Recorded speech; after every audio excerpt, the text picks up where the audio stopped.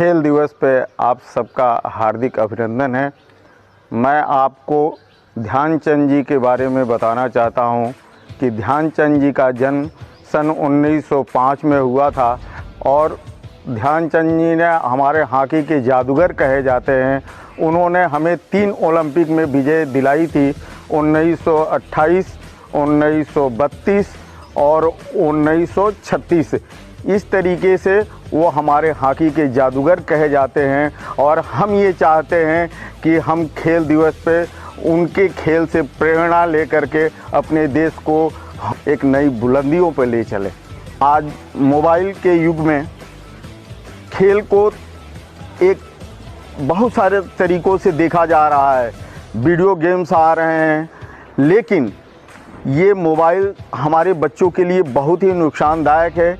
खासकर जो है ओबेसिटी बढ़ रही है, मोटापा बढ़ रहा है, आँखों को बहुत नुकसान पड़ रहा है। तो हम आपसे यही निवेदन करेंगे कि आप अपने बच्चों को मोबाइल से दूर रखें। जितना खेल के मैदान में ये बच्चे जाएंगे, और सबसे ज़्यादा ज़िंदगी में अगर किसी भी स्पोर्ट्स के लिए रनिंग बहुत आवश्यक है। 3 चीज़ों में ING जुड़ा हुआ है, रनिंग, स्विमिंग, वॉकिंग, ये सभी इम्पॉर्टेंट है। इसलिए रनिंग बहुत ज़रूरी है, स्विमिंग बहुत ज़रूरी है और जो है वॉकिंग बहुत ज़रूरी है। जितना खेलोगे उतना ही आगे बढ़ोगे। स्वस्थ शरीर में ही स्वस्थ मस्तिष्क का विकास होता है। इसलिए हमें अपने जीवन के सर्वांगीण विकास के लिए खेल का होना बहुत ज़रूरी है। खेल हमें सिखाता है कि हम किस तरीके से विकट परिस्थितियों में भी अपने आप को संतुलित रख सकें। हम जितना कूल एंड काम रहेंगे उतना ही हमारा जीवन सरल होगा। इसके लिए हमें खेल को अपनाना ही पड़ेगा। खेल से हमें आगे बढ़ने की प्रेरणा मिलती है और हार में भी हमें जीत की एक प्रेरणा मिलती है। अगर हम हारेंगे नहीं तो जीतेंगे कैसे? इसलिए आओ सभी मिलकर के खेलें और जो है खेल करके अपने देश का नाम रोशन करें। इस तरीके से हम खेल भावना का परिचय दें। खेल भावना जीवन में सबसे ज़रूरी है। बिना खेल भावना के कोई भी जीते, फर्स्ट, सेकेंड, थर्ड या फोर्थ आना वो एक अलग की बात है, लेकिन खेल को खेल की भावना से खेलना यह हमारे जीवन का लक्ष्य होना चाहिए। और इसी लक्ष्य को लेकर के हमें अपने रोज़ाना की ज़िंदगी में भी चलना है, ताकि हम अपने आने वाले बच्चों को एक अच्छी शिक्षा दे सकें। और वो खेल के माध्यम से ही आ सकता है। खेल के माध्यम से हम उठना, बैठना, बोलना, चलना और जो है हमारे जो आगे जो हमारे सीनियर्स हैं उन्होंने किस तरीके से उनकी जीवन शैली को हम अपनाते हैं, ताकि जो है हम अपने जीवन को सरल बना सकें। इसका एक सबसे अच्छा उदाहरण है सचिन तेंदुलकर।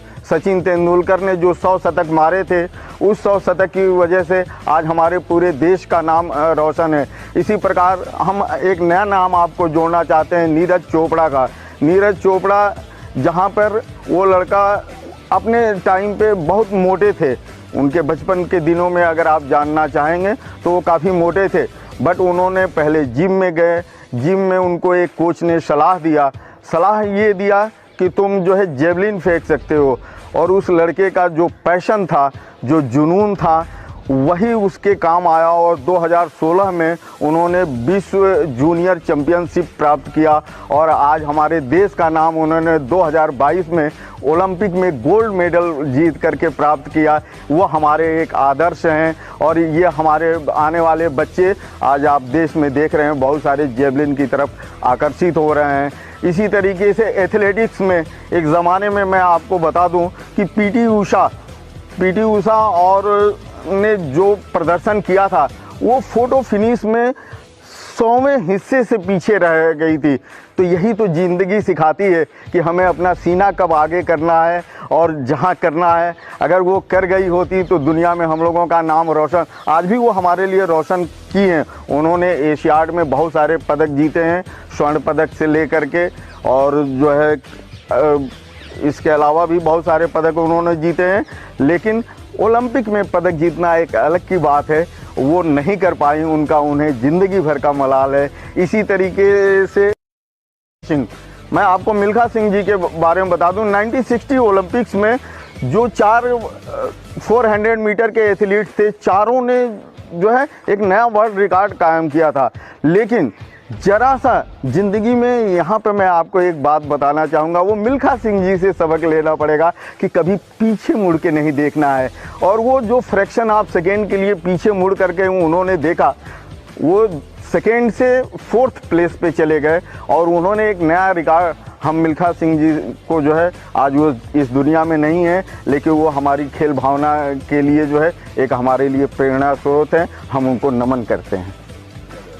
सर, जैसा अनिल सर ने बताया था, जैसा आप पूछ रहे हैं, अनिल सर ने बहुत अच्छा बोला है। उन्होंने स्पोर्ट्स पे बहुत अच्छा ब्रीफ जो उन्होंने बोला है कि हमें अवेयरनेस पे कैसे रहना चाहिए। अभी हमने जैसे अपनी इस प्रीमाइसेस टाउनशिप में, JSW प्रीमाइसेस में जो हमने देखा है कि जो अपने बच्चे हैं, कुछ बच्चे हैं जो कि स्पोर्ट्स लेवल में खेल के आए हैं, मतलब स्टेट लेवल में खेल, कुछ बच्चे जो हैं जो कि स्टेट लेवल में खेल के आए, उनको देखते हुए बहुत से बच्चे और जो छोटे छोटे बच्चे हैं, कम एज के बच्चे हैं, वो बहुत इंस्पायर्ड हो रहे हैं। और वो स्पोर्ट्स में काफ़ी कुछ पैशन वाइज, कुछ ने तो अपना यहाँ पे जैसे बच्चों से बात करने में पता चला, कुछ ने तो अपना करियर ही डिसाइड कर लिया है।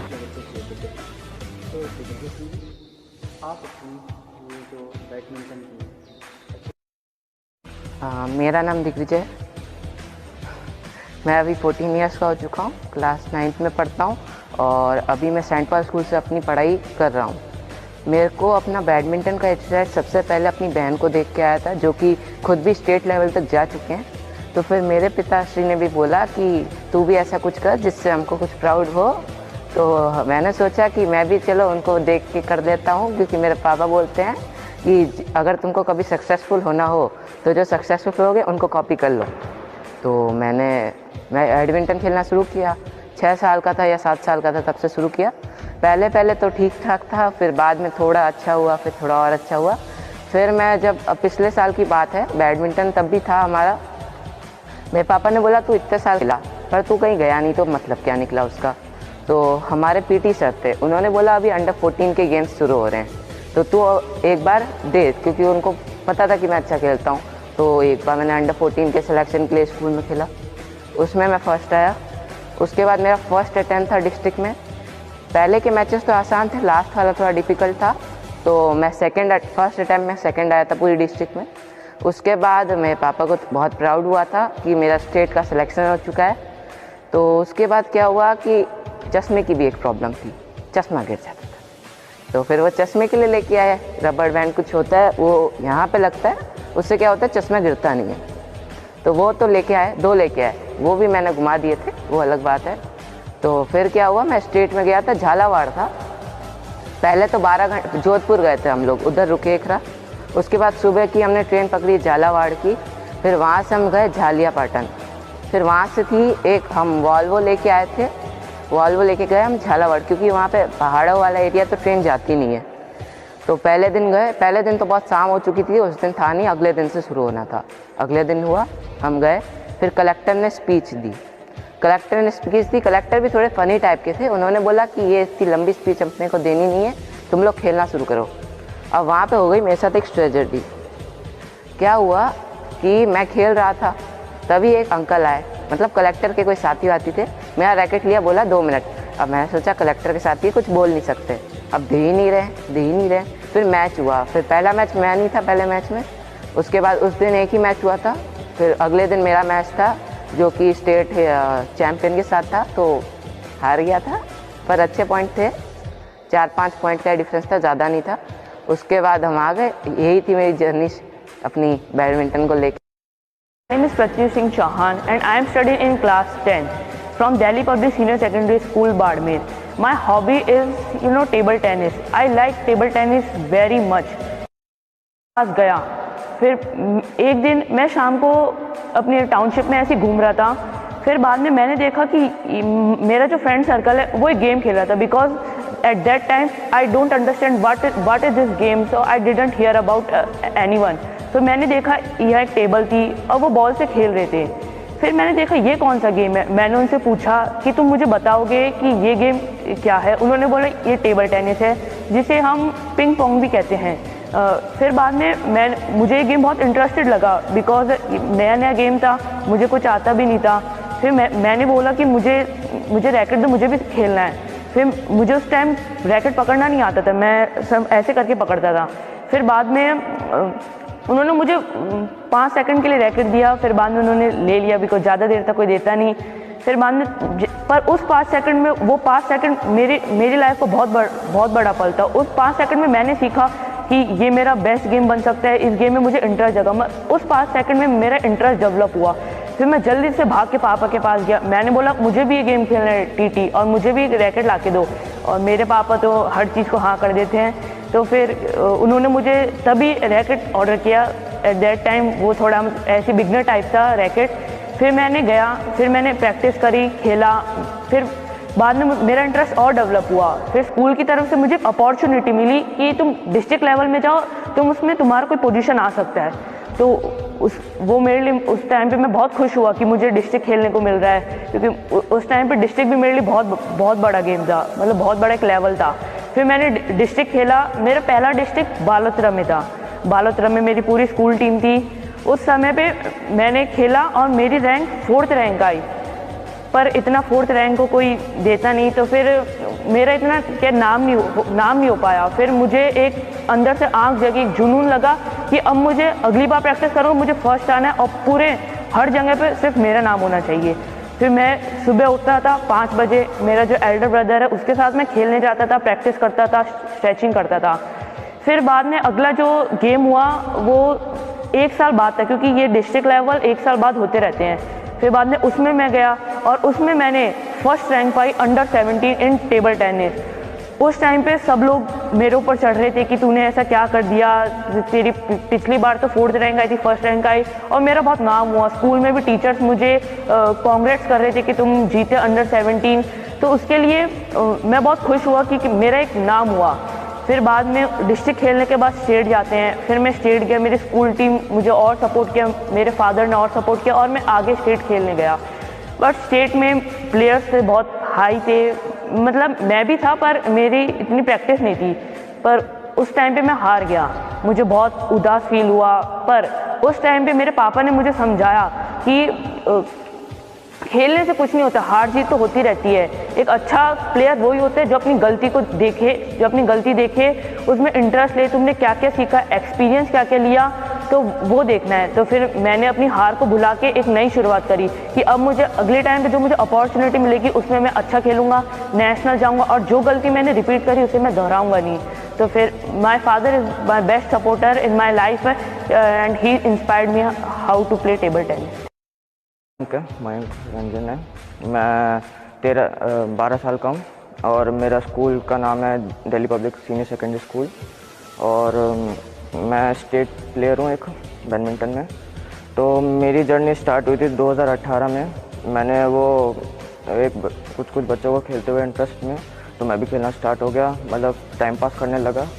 फिर मेरे को फिर अंकल ये सब खेलते थे यहाँ पे आके, तो मेरे को भी थोड़ा इंटरेस्ट जागा कि थोड़ा खेलते हैं इनके साथ। फिर यहाँ पे आते थे डिस्ट्रिक्ट प्लेयर जो बाड़मेर से जाते थे स्टेट खेलने, तो वहाँ पे आके प्रैक्टिस करते थे। तो वो लोग के साथ मेरे को एक बार बोला कि तुम भी जाओ, अभी आया नहीं प्लेयर तो तुम चले जाओ खेलो। तो उनके सामने एक भूपत सर थे, भूपत सिंह चौहान सर थे, वो खेले। तो उन्होंने बोला कि ठीक है इसको बाहर निकालो क्योंकि अभी ये स्टेट में नहीं है, तो उसको बाहर निकालो। तो उसमें फिर मेरे को भी थोड़ा इंटरेस्ट आ गया कि मैं भी वह स्टेट डिस्ट्रिक्ट खेलता हूँ। तो उसमें फिर क्या हुआ कि मेरा उस साल लगा नहीं कि जा नहीं पाया। फिर 2019 में मैंने बहुत प्रैक्टिस की, थोड़ा वर्कआउट्स किए, फिर थोड़ा अच्छा खेलने लग गया। तो मेरे को वहाँ पे जो सर थे चित्रा मैम, तो वहाँ पे मुझे बुलाए, तो फिर बोले कि तुम एक बार ट्राई करके देखो। तो वहाँ पे ट्रायल हुआ, तो उसमें आ गया। तो मेरे को जो था, मेरा 3rd मैच था जब मैं डिस्ट्रिक्ट गया बालोतरा, तो वहाँ पे मेरा 3rd मैच था स्कूलिंग टूर्नामेंट का। तो उसमें मैं जीता, तो उसमें सब लोग बहुत खुश हुए। फिर इंडिविजुअल में वही सेकंड मैच में हारा, सूरज चौधरी था एक सामने, तो उसके सामने मैं हार गया। फिर मेरा कोई रैंक नहीं लगा डिस्ट्रिक्ट में। फिर 2020 में तो लॉकडाउन ही आ गया। फिर 2021 में मैंने थोड़ा प्रैक्टिस अच्छे से की, वर्कआउट किए, तो उसमें फिर अगस्त में ना हमें बताया नहीं था कि अभी डिस्ट्रिक्ट हो रहा है, तो उसमें फिर मेरे को लगा कि नहीं होगा। फिर अक्टूबर में एक मिकुल है मेरा दोस्त, उसने बताया कि अभी हो रहा है डिस्ट्रिक्ट अंडर 17 में, तो मेरे को तो अंडर 14 जाना था क्योंकि मेरी एज थी, तो मैं वहाँ पे आराम से मैं स्टेट हो सकता था। तो अंडर 17 में मैं गया, तो उसमें फिर स्कूलिंग टूर्नामेंट में हम सेकंड आए। और मेरी पहला जो मैच था मेरा इंडिविजुअल का, वो थोड़ा सस्पेंस वाला रहा क्योंकि बहुत रैली चली उसमें। तो फिर सेकंड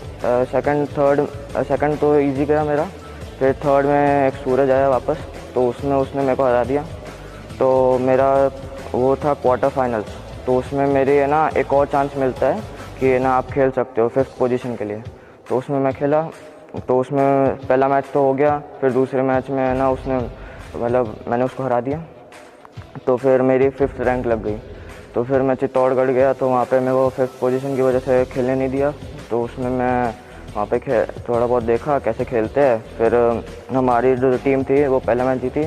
फिर दूसरा मैच उदयपुर के साथ हुआ, जिसमें कुणाल चौधरी एक है, मतलब पूरे स्टेट में फर्स्ट आया है 3 साल कंटिन्यू। तो उसके साथ मैच हुआ, तो उसमें हम हार गए।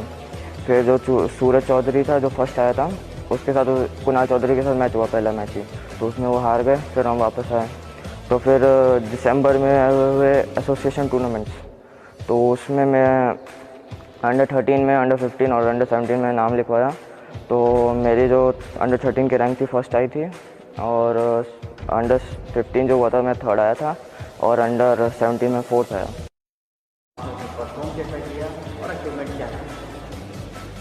Okay, so myself Tejasvi Singh, I am a TT player and an athlete.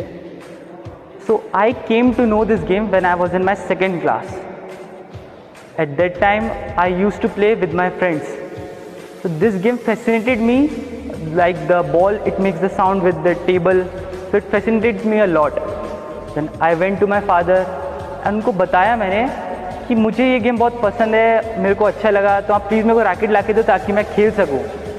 तो उन्होंने मेरे को रैकेट ला के दिया, एंड फिर मैं अपने फ्रेंड्स के साथ खेला, यहाँ पे प्रैक्टिस करता था, टाउनशिप में प्रैक्टिस करता था, स्टेडियम में प्रैक्टिस करता था। So at that time there was one competition in my school. It was a like group wise competition, house wise. So I participated in that, and at that time I played very well. My teachers motivated me that you did a very well job at that, you played very well. Then I started playing again, and then I got the chance to play at the district level. The teachers, they helped me out. They took me to that place जहाँ पे वो competitions होने वाले थे, वो मेरे को वहाँ पे लेके गए. और मेरे पेरेंट्स ने भी सपोर्ट किया कि हाँ तुम जाओ वहाँ पे खेलो. मैं वहाँ पे गया. एक्चुअली उस टाइम मेरी एज बहुत छोटी थी, मतलब जो थे उनसे मैं काफ़ी छोटा था, पर फिर भी मैं उनसे डट के मुकाबला किया, उनके साथ खेला, और मेरे को I think I got third rank as a district level. तो वहाँ के जो जजेस थे उन्होंने मेरी काफ़ी तारीफ़ की, और उससे मेरे को और मोटिवेशन आया कि हाँ मैं आगे खेल सकता हूँ. फिर मैं वापस आया, वापस प्रैक्टिस की मैंने, और जब मेरे को स्टेट में जाने का मौका मिला तो मैं वहाँ जाके भी खेला. अनफॉर्चुनेटली मेरा वहाँ पे पोजीशन नहीं लगी, but I gave my best. Then also I am an athlete. I use to run 100 meter race. मैं वो भी करता हूँ, और सबसे ज़्यादा मेरे जो मोटिवेशन फैक्टर है वो मेरे फादर हैं. वो मेरे को हर चीज़ के लिए मोटिवेट करते हैं. वो कहते हैं जाओ बाहर खेलो, फिज़िकल वर्क करो. So this was all about my motivation. And also by seeing other players, like the players they play on the national level, make India proud. उनको देख के भी एक जुनून आता है, एक आग आती है कि हम भी कुछ करें अपने देश के लिए. ज़्यादा बड़े पे तो नहीं, लेकिन हम छोटे से शुरुआत कर सकते हैं. इसीलिए मैंने पहले स्कूल खेला, फिर स्टेप बाय स्टेप डिस्ट्रिक्ट, फिर स्टेट, और अगर आगे मेरे को मौका मिलेगा तो मैं आगे भी ज़रूर खेलूँगा. मेरा नाम पूनम सिंह है. मुझे अपने बच्चों पे बहुत गर्व है. हर गेम में उन्होंने पार्टिसिपेट किया है और वो इस लेवल पे अपनी मेहनत से पहुंचे हैं। मैं भी बहुत गर्व महसूस करता हूँ अपने बच्चों पे, जैसा कि इनकी मम्मी ने बताया। मैं दयाराम सिंह और मेरे बच्चे आज जो है डिस्ट्रिक्ट खेले, स्टेट लेवल खेले और एक बेटा मेरा जो नेशनल तक पहुंचा है। और सबसे बड़ी गर्व की बात तो इसमें है कि इन बच्चों को शेप देने में, आकार देने में इनकी मम्मी का सबसे बड़ा रोल रहा है। मैं अपनी ड्यूटी के साथ साथ आके बस बच्चों को एक ही चीज सिखाया हूँ कि बेटे बस रण में उतरना सीखो। उतरने के बाद दो ही चीज होती है, हार या जीत। जो भी आप लेके आओगे मुझे उस पर गर्व होगा, क्योंकि आपने पार्टिसिपेट लिया, उस प्रतियोगिता में भाग लिया। और इसी भाग लेने को ही मैं कहता रहता हूँ और बच्चों ने खुद से सीखा और इस लेवल तक पहुंचे।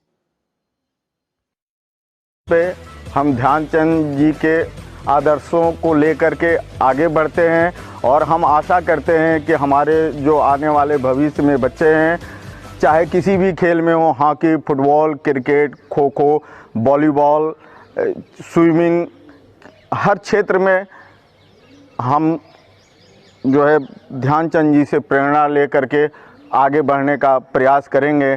खेल दिवस पे यही हमारी आपकी सबको जो है शुभकामना है। धन्यवाद। मैं ध्रुव सिंह और आप हैं हरित Pratap Singh. Mind psychology, neurological mind conditioning पे काम करते हैं। आपके पास और आपसे चर्चा करने का जो विषय है जो है राष्ट्रीय खेल दिवस है। और राष्ट्रीय खेल दिवस के साथ में एक अवेयरनेस प्रोग्राम चलाया जा रहा है सोसाइटी के लिए। उनके डेली रूटीन में कोई फिजिकल एक्टिविटी होती रहे जिससे कि उनका स्वास्थ्य सही रहे। कि हमें स्पोर्ट्स में ही जाना है।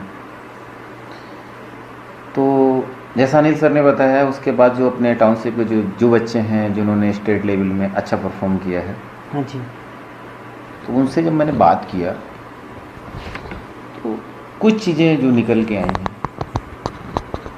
एक सबसे बेसिक चीज़ क्या होती है स्पोर्ट्स पर्सन में, क्या होना चाहिए? पावर ऑफ एंजाइटी, एक परफॉर्मेंस। कुछ स्पोर्ट्स पर्सन में या सभी में ये रहता है, परफॉर्मेंस एंजाइटी आ जाती है।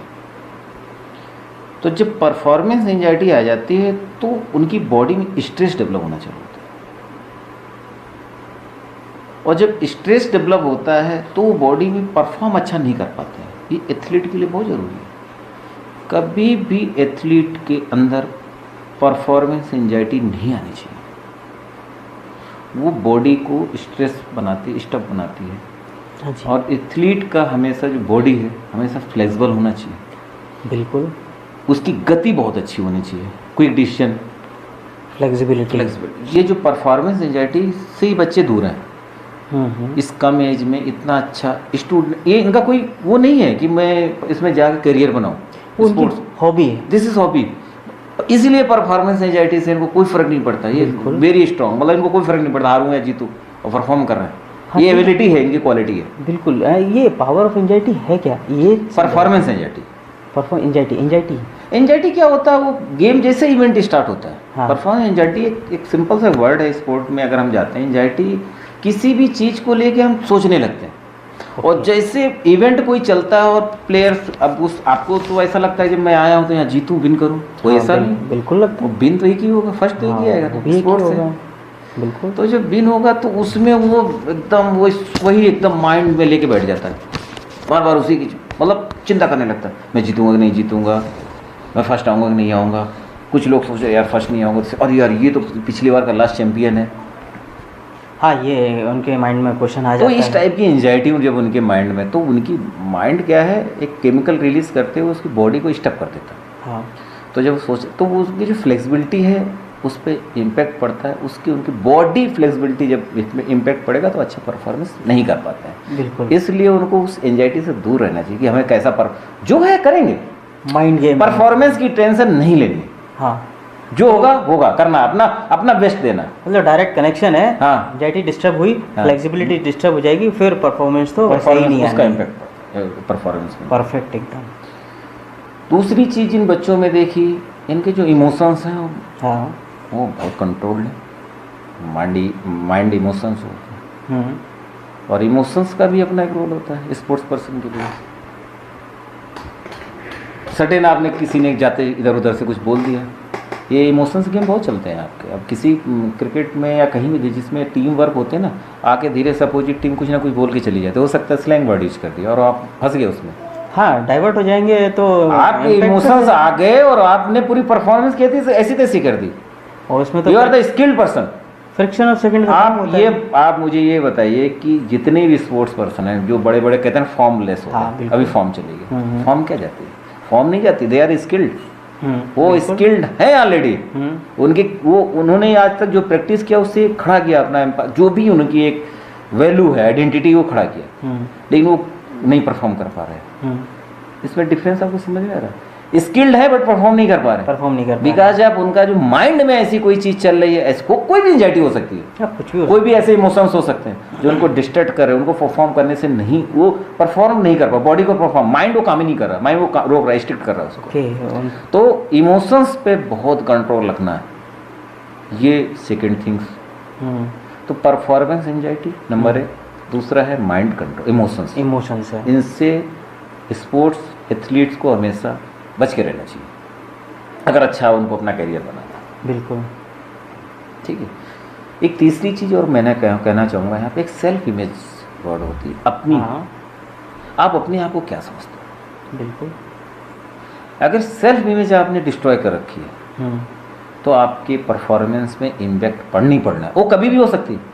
हाँ, ये भी चीज़ है, ये भी इकोलॉजी में आती है। इकोलॉजी जिस एटमॉस्फेयर में आप रह रहे हो, ये जो बच्चे हैं जिनसे मैं मिला हूँ, इन बच्चों ने जिस हिसाब से परफॉर्मेंस दिया है, इनका जो पैटर्न है ये नंबर 1 है। They are good entire field. अभी इन पे कोई ऐसी इम्पैक्ट नहीं है। हाँ, अगर आगे चल के ये इस पे करियर बनाना अगर चाहते हैं तो हो सकता है इनको ये चीज़ आए। फिर वो तो जब इस चीज़ में इन्वॉल्व होंगे तो इनके परफॉर्मेंस में पढ़ना चालू हो जाएंगे। परफॉर्मेंस एंजाइटी आएगी तो प्रॉब्लम होगी।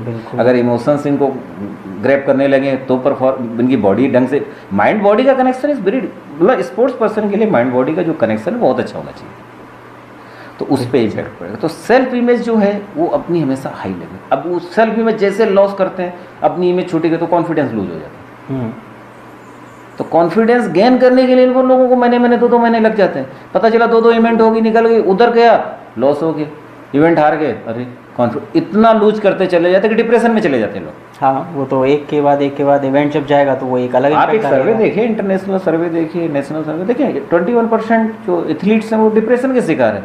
वो किसी भी रीजन से हो सकते हैं, ऐसा नहीं, लेकिन एक एवरेज है, डेटा है, क्यों है कैसे, वो तो रिसर्च का विषय है। बिल्कुल। लेकिन अगर इतने लोग स्पोर्ट्स, हम कहते हैं स्पोर्ट्स पर्सन की माइंड और बॉडी कनेक्शन बहुत अच्छा होना चाहिए, और होता भी है। स्वस्थ बॉडी कहते हैं, हेल्दी बॉडी हेल्दी माइंड, एक वर्ड बोलते हैं। बिल्कुल। तो वो चीज़, इनका कनेक्शन बहुत अच्छा होना चाहिए। इनमें कहीं ना कहीं इनको जैसे जिस एटमॉस्फेयर में रहते हैं, जो इनके सपोर्ट्स में रहते हैं, पता नहीं कब कहाँ कैसे ऐसी कोई इवेंट घट जाए, ऐसी कोई घटना घट जाती है जिनमें ये चीज़ें आना चालू हो जाती है। ऐसा कोई थॉट्स दे के चला गया। Total everything is control by mind. अगर माइंड इनका अच्छा रहेगा तो सब कुछ अच्छा रहेगा। माइंड अच्छा रहेगा, बॉडी अच्छी रहेगी, परफॉर्मेंस अच्छी रहेगी, अच्छा परफॉर्मेंस देंगे। जी बिल्कुल। एक चौथा मैं माइंड कंट्रोल वर्ड यूज कर रहा हूँ यहाँ पर। जो माइंड कंट्रोल है ये टोटल सब कुछ कंट्रोल करता है। मेन गेम तो यही है। मेन गेम यही है। अगर साइकोलॉजिकल बेस पे अगर हम बात कर रहे हैं, बिल्कुल, तो एक डे बाय डे रूटीन जो एक्टिविटी होती है, हाँ, सुबह से लेकर शाम तक, पता नहीं जाने अनजाने में ऐसी कोई थॉट्स आ जाए, या किसी ने ऐसा कुछ बोल दिया हो, हाँ, या कभी कुछ ऐसी घटना घट जाती फैमिली में, या फ्रेंड के साथ, तो जो कंट्रोल कनेक्शन है, माइंड बॉडी कनेक्शन है, वो हमेशा अच्छा होना चाहिए। स्पोर्ट्स पर्सन को इस चीज़ में हमेशा अवेयर रहना चाहिए। ठीक है। तो ये 4 चीज़ें जो मैंने बोली हैं, हाँ, performance anxiety number 1 thing, second thing manage जो इमोशन, माइंड इमोशंस है उनको कंट्रोल रखना है। बिल्कुल। सेल्फ इमेज को हमेशा बड़ा करके रखना है, हाँ, और अपने जो माइंड को कंट्रोल करके रखना है। ये 4 चीज़ें, और ये चारों चीज़ें इन बच्चों में मैंने देखी हैं, हाँ, बहुत अच्छी हैं। और इसी तरीके से अगर ये पढ़ते रहे, हाँ, तो ये कभी आगे चल के फ्यूचर में इसको हम यूँ मान सकते हैं, क्योंकि देश को इंटरनेशनल लेवल पे लेके ये जो अभी गेम खेल रहे हैं, ये अभी एज ए हॉबी खेल रहे हैं, पैशन नहीं है। तो इसलिए भी हो सकता है कि ये चीज़ अभी इनके ऊपर इम्पैक्ट नहीं डाल रही है। जी जी, अभी उस पर समझ नहीं रहे, हाँ। तो मस्ती मस्ती में खेल रहे हैं। हाँ बिल्कुल, क्योंकि हाँ। छोटे बच्चे हैं हाँ। और तो वो पैसा इस लेवल पे पहुंच गए हैं। हाँ। तो अभी जी नहीं, बहुत अच्छा है, बहुत बड़ा अचीवमेंट है हाँ, अपने ये आप अगर में। हिसाब से खेलते रहेंगे तो इन हाँ। फ्यूचर में ये बच्चे अपने कंट्री को रिप्रेजेंट करेंगे। हाँ, बहुत No जल्दी doubt, कर सकते हैं, no बहुत doubt, जल्दी कर no सकते doubt। हैं। अगर इनका इसी जो- परफॉर्मेंस में, इसी पावर के साथ, इसी माइंड कंट्रोल के साथ, इसी सेल्फ इमेज के साथ ये परफॉर्म करते रहेंगे तो नो बिल्कुल, डाउट। जबकि हॉबी है तब इतना अच्छा परफॉर्म कर रहे हैं। जी, अगर जी। पैशन में ले आएंगे तो फिर तो एक बस अलग ही इनको इन लेवल चीज़ों से दूर इनका- है। ये चीज़ें जो हैं बेसिक चीज़ें होती हैं, इनको हम हाँ। पता नहीं चल पाता कैसे हमारी आ जाती अच्छा, है। बेसिक चीज़ तो है, जी, बट जैसे कि आपने बोला फर्स्ट पॉइंट था आपका anxiety, power of anxiety, performance anxiety. Performance anxiety. Second है इमोशंस। जी ये तो हमारे जो है ना डेली रूटीन के काम है इमोशंस। जी। तो इस पे बोलना इतना ठीक है कि उस पर कंट्रोल रखना है, पर कौन कितना कंट्रोल कर सकता है वो सभी जानते हैं। सेकंड आपने बोला सेल्फ इमेज। हाँ, उस पे सेल्फ इमेज पे हर कोई वर्क कर सकता है इजीली। आपने एक लास्ट बोला माइंड कंट्रोल। ये तो मुझे नहीं लगता कि कोई इतनी आसानी कर सकता है। इसके लिए प्रैक्टिस क्या होगी और क्या उसको करना चाहिए, अगर इसको आप थोड़ा डिटेल में बताएं तो हेल्पफुल रहेगा। इसमें मैं इतना कहना चाहूँगा कि ये एक थॉट सिस्टम है। अगर आपके माइंड में क्या थॉट्स आ रहे हैं, सीधा सीधा अगर आपकी बॉडी, आपका माइंड हमेशा रिसोर्सफुल या पॉजिटिव बिहेवियर रखता है तो आप इन चीज़ों से बचे रहेंगे। अगर आपसे मान लो कोई इवेंट आपने लॉस कर दी, ठीक है, तो आपको सेल्फ में छुट्टी नहीं करनी। बिल्कुल ठीक है, आगे देखेंगे, इवेंट है, कोई दिक्कत नहीं। आप किसी अच्छे एथलीट को देख लिया जो पिछली बार टॉपर था, आपके माइंड में पैटर्न पड़ा, यार ये कुछ जो आपका आइडल हो सकता है आपने उसको मान रखा हो, वो आपके सामने आपके साथ फाइट कर रहा हो, तब आप क्या सोचेंगे? तो ब्रेक हो जाएगा, सब कुछ ब्रेक तो हो सब कुछ जाएगा। वहाँ ये चीज़ें कंट्रोल कर रखनी है, क्योंकि वहाँ वो आपका आइडल था, आज नहीं, आज वो कंपटीटर है आपका। देखो, इस चीज़ के लिए मैं मान सकता हूँ कि ऐसी सिचुएशन में, क्योंकि ये 3-4 पॉइंट ऐसे हैं जो कि normal as a human being, normal सब जो ह्यूमन रहते हैं उनकी प्रैक्टिस में ये चीज़ें नहीं होती। तो वहाँ पर उनको कहीं ना कहीं इस तरह के एक फ्रेंड हो या कोच हो या ट्रेनर हो, उनकी ज़रूरत होती है कि अब उनको लगता है कि इस पॉइंट पे ये ब्रेक होने वाला है, तो उसको मैं यहाँ पे एक चीज़ बोलूँगा, चेंज करना पड़े। ऐसी कंडीशन में जितने भी स्पोर्ट्स पर्सन हैं, हाँ, उनको एक लाइफ कोच अपने साथ रखना चाहिए। मंथ में एक सेशन उनके साथ लेते रहना चाहिए, क्योंकि जाने अनजाने हमारे माइंड में वो पैटर्न बन जाते हैं और वो पता नहीं चलता है। बिल्कुल बन जाते हैं।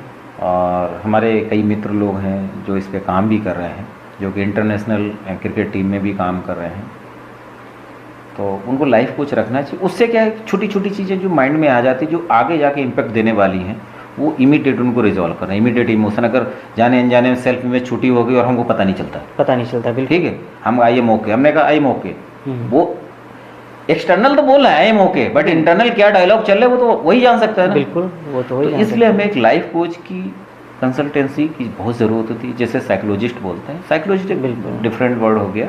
मैं लाइफ कोच के लिए प्रेफर करूंगा कि ऐसे अगर आप परफॉर्म कर रहे हैं तो आपको कोई ना कोई एक लाइफ कोच के साथ काउंसलिंग करते जहाँ मेजर इम्पैक्ट पड़ सकता है इन सब चीज़ों का, हाँ। वहाँ आपको ये सब का मतलब एक तरह से कहा जाए प्रिकॉशन लेके चलना चाहिए। नहीं, प्रिकॉशन ले कुछ नहीं, आप बिल्कुल आप एक रूटीन बना लीजिएगा कि हमें लाइफ कोच के पास जाना है, एक सेशन लेना है, और अगर किस तरह की कोई भी एंजाइटी माइंड में है या कुछ टाइप को, तो उसको इमीडिएटली रिमूव करना है और आगे परफॉर्म करने के लिए रेडी करना है। इसमें कोई हेजिटेशन नहीं रखनी है अपने को। इसमें क्या है, आपको परफॉर्म करना है, इसको रूटीन में डालना है, रूटीन में डालना है इसको। और इसको हम ये कह रहे हैं, जो बच्चों के गार्जियंस हैं, जो भी हैं, ऐसे कोई भी जो ऐसे जो भी लोग हैं, उनको इस चीज़ पे गार्जियंस को स्पेशल ध्यान देना चाहिए। बच्चे जाने अनजाने में आ जाते हैं और हम सोचते हैं बच्चा यार ये ऐसा सोच रहा है, ऐसा उसके माइंड में क्या हो सकता है। कभी कभी बच्चे क्या होता है, फियर की वजह से पेरेंट्स के सामने बोल नहीं पाते हैं, बिल्कुल। क्यों इवेंट लॉस हो गए, वो किसी और कारण से हो गए, मम्मी पापा डांटेंगे ये, और मम्मी पापा भी डांट देते हैं, यार तुमने हमारा इज्जत खराब कर दी। मतलब एक नेगेटिव वर्ड बच्चे को कहाँ से कहाँ खड़ा कर, होता है ना। तो सब नहीं भी अभी तक ये चीज़ जानते हैं ना, अगर हम कुछ करते हैं तो हर किसी के सामने ये सारी चीज़ें नहीं बोल पाते हैं। जी, ये सभी के साथ होता है। तो हमें इन चीज़ों से बचना चाहिए। और मैं तो ये सजेस्ट करूँगा, ये बच्चे बहुत अच्छा काम करेंगे, आगे चल के ये अपने कंट्री को रिप्रेजेंट करेंगे इंटरनेशनल लेवल में। और इनको इन चीज़ों से इनको बच के रहना है। अगर बच पाते तो ठीक है, नहीं है तो इनको एक लाइफ कोच अपनी लाइफ में रखना चाहिए और इनसे गाइडेंस लेता रहना चाहिए। इसी में मैं आपसे एक लास्ट क्वेश्चन पूछना चाहूँगा जो मेरे लिए बहुत इम्पोर्टेंट है। आज की लाइफ में, क्योंकि आज का दिन जो है वो राष्ट्रीय खेल दिवस है, तो सबसे बड़ी समस्या है कि हम जो है फील्ड जो इवेंट्स हैं, खेल हैं, बाहर के खेल हैं, वो हम ना खेल के आज के टाइम में डिजिटल लाइफ में घुस चुके हैं जी। तो उसमें बच्चे इतने एडिक्टिव हो जाते हैं कि हम उनको निकाल नहीं पाते। पेरेंट्स के लिए बहुत बड़ी मुश्किल होती है, तो उनको उस चीज़ से बाहर निकाल के और ये इस तरह के स्पोर्ट्स में उनको इन्वॉल्व करने के लिए कुछ आप शॉर्ट में बता सकें तो बता दीजिए। हाँ सर, इसमें मैं एक चीज़ बोलना चाहूँगा आपको कि ये एक माइंड पैटर्न जो बन जाता है, ये इसको हम एडिक्शन बोलते हैं। हाँ, एडिक्शन। अभी डिजिटल एडिक्शन है, हर एक घर में है। बिल्कुल। इसका आने का रीज़न हम सेल्फ जिम्मेदार हैं, पेरेंट्स जिम्मेदार। बिल्कुल है। जब आप खुद उस चीज़ से इन्वॉल्व रहेंगे, आप वही देखेंगे, हस्बैंड वाइफ लेटे हैं, वाइफ इधर बैठी, हस्बैंड इधर है, दोनों बातें कम्युनिकेशन में। खुद एडिक्टेड हो तो बच्चे उसी आप ही को कॉपी करेंगे। बिल्कुल। तो पहले आपको ये एडिक्शन रिमूव करना पड़ेगा। आप अभी बुक लेके बैठ के पढ़ने लगो, आपके बच्चे बुक का हैबिट पड़ जाएगी। संस्कार कहाँ से आता है? आपने पॉइंट सही पकड़ा है। ये प्रॉब्लम जो है पेरेंट्स की ही स्टार्ट होता है। हाँ, वो टाइम नहीं देते। बिल्कुल, हम उनको तो रोकते हैं लेकिन खुद को कंट्रोल नहीं करते। नहीं, खुद को नहीं कंट्रोल। ये प्रॉब्लम है। हम ये पेरेंट्स की पेरेंटिंग प्रॉब्लम, इसको हम एक वर्ड बोलते हैं। हाँ। और इसमें भी हम लोग काम करते हैं। अगर ऐसे इस टाइप का कोई पेरेंट है जो अपने आप को नहीं, अब वो चाहते हैं कि बच्चा मेरा सही हो, खुद वैसी हरकत करते हैं। पर हम क्या करते हैं, मैं अपना केस ले लेता हूँ जी। मैं क्या करता हूँ, मैं सोचता हूँ कि मैं जब मोबाइल पे काम कर रहा हूँ तो वो मेरे लिए इम्पोर्टेंट है, मैं कर रहा हूँ, लेकिन बच्चे को नहीं करना है। नहीं तो आप कितनी देर करेंगे, कितनी देर काम करेंगे? 1 आवर करेंगे, 2 आवर करेंगे? वो हम बताएंगे नहीं ना किसी को, क्योंकि हमें तो एडिक्शन लगा हुआ है, हम तो मोबाइल में घुस जाते हैं। वो ये अलग। अगर आप वर्क कर रहे हैं, रियली वर्क कर रहे हैं, नहीं कोई वर्क नहीं कर रहे हैं, ये हम बस। हाँ, तो ये बच्चे को क्या पता आप क्या कर रहे हो? हाँ, बच्चे, एक छोटा बच्चा अगर 3 साल का 4 साल का बच्चा, उसको क्या पता आप क्या कर रहे हो? आपके हाथ में मोबाइल है ना? बिल्कुल है। तो बच्चा तो मोबाइल देख रहा है ना? मोबाइल देख रहा है, पापा देख रहे हैं तो बेटा भी देखेगा। लेकिन हम बच्चे को समझाना चाह रहे हैं कि बेटा हम तो काम कर रहे हैं, आप मोबाइल मत देखिए। आप इतने बड़े हो के नहीं समझ सकते हो, 4 साल के बच्चे से उम्मीद करते हो? हाँ, वही तो प्रॉब्लम है। तो वो प्रॉब्लम है तो आपको पहले से ही होना पड़ेगा ना। तो उसके लिए क्या करना चाहिए? उसके लिए आप देखो, यहाँ पे क्या होता है, ऐसे पेरेंट्स को जो अपने बच्चे को अच्छा ग्रोथ देना चाहते हैं कि एडिक्शन से दूर रहें, तो पहले उनको उस एडिक्शन से दूर होना चाहिए। उनको अगर इस टाइप की अगर एडिक्शन सेल्फ कंट्रोल करने, सेल्फ मोटिवेट होके, सेल्फ अपने को कन्वर्ट करके अगर कर सकते हैं, अपने माइंड पैटर्न चेंज कर सकते हैं, देन हो गया। इनको भी लाइफ कोच या किसी साइकोलॉजिस्ट से मिलना चाहिए, बात करना चाहिए और उस एडिक्शन से उनको दूर आना। पहले वो एडिक्शन से दूर आए, तब धीरे धीरे बच्चे को कन्वर्ट करके आप ले जाते, एक साथ नहीं। अब बच्चे की इतनी एनर्जी हाई होती है, उसको एक साथ नहीं कर, अगर एक साथ डिस्टर्ब करेगा तो बच्चा डिस्टर्ब हो जाएगा। और इमोशनल बाउंड उसके अगर बढ़ गए तो फ्यूचर में आगे चल के उसकी सेल्फ इमेज पे भी इम्पैक्ट पड़ेगा, बहुत कुछ प्रॉब्लम आती है। बिल्कुल सर। तो आज का सेशन हम यहीं ख़त्म करते हैं। आपके साथ चर्चा करके हमें बहुत कुछ मिला है, जिसमें सबसे बड़ा जो विषय था वो यही था कि हमें फिज़िकल एक्टिविटी के लिए खुद को और अपने सोसाइटी में अपने बच्चों को सबको अवेयरनेस देना चाहिए और ख़ुद भी उससे बाहर निकलना चाहिए। अब हमको भी फिज़िकल एक्टिविटी में इन्वॉल्व होना चाहिए जी। ये सभी के लिए एक मैसेज है और आज का दिन हमें यही मैसेज देने की कोशिश करता है या प्रेरणा देता है, जो भी देता है। तो हम सबको प्रण लेना चाहिए, डेली कम से कम जो है 15 मिनट 20 मिनट जो भी हम निकाल सकते हैं, एटलीस्ट सुबह शाम जब भी हो, एक टाइम हमें ऐसा निकालना चाहिए कि हम खुद फिज़िकल एक्टिविटी के लिए बाहर निकलें और अपने साथ अपने बच्चों को भी लेके जाएं, जिससे कि सर के बताए हुए अनुसार हमारा जो पैटर्न है माइंड में बना हुआ है उसको हम धीरे धीरे ब्रेक कर सकते हैं। तो आप सभी का बहुत बहुत धन्यवाद। आज की चर्चा यहीं ख़त्म करते हैं। अगले सेशन में हम फिर इस ऐसे ही मोटिवेशनल विषय के साथ आपसे मुलाकात करेंगे। बहुत बहुत धन्यवाद और आप इस चैनल को सब्सक्राइब करें, जिससे कि आपके लिए और हमारे लिए अपनी लाइफ से रिलेटेड जो भी अपडेट होगा वो मिलता रहेगा। नमस्कार।